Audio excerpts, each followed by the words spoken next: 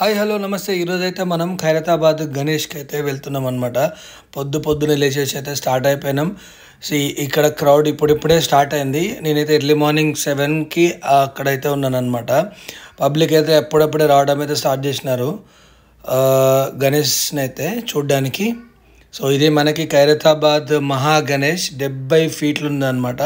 And ఇది పెట్టడం ఈ ఇయర్ తోటి 70 ఇయర్స్, అంటే 70 ఇయర్స్ నుంచి గణేష్ని పెడుతూనే ఉన్నారనమాట ఖైరతాబాద్ ఉత్సవ కమిటీ నుంచి అయితే.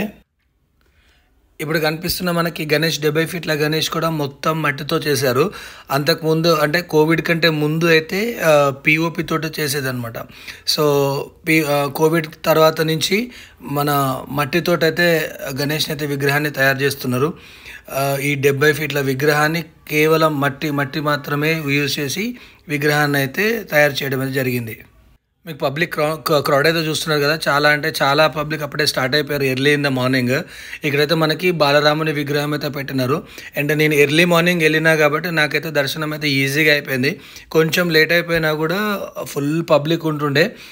అప్పటికే స్టార్ట్ అయిపోయినారు ఫుల్ పబ్లిక్. చాలా దగ్గర నుంచి వెళ్ళి అయితే దర్శనం అయితే చేసుకున్నా. చాలా అంటే చాలా బాగా అనిపించింది early morning. So Khairatabad Ganesh దర్శనం అయితే ఎర్లీ మార్నింగ్ నుంచి స్టార్ట్ అయిపోతుంది. అండ్ మిడ్ నైట్ వరకు కూడా దర్శనానికి పబ్లిక్ వస్తూనే ఉంటారు అనమాట కంటిన్యూగా. సో ఈ రోజు నుంచి నెక్స్ట్ 11 డేస్ అయితే ఇక్కడ ఖైరతాబాద్ గణేష్ మనకి దర్శనానికి అయితే ఉంటారు.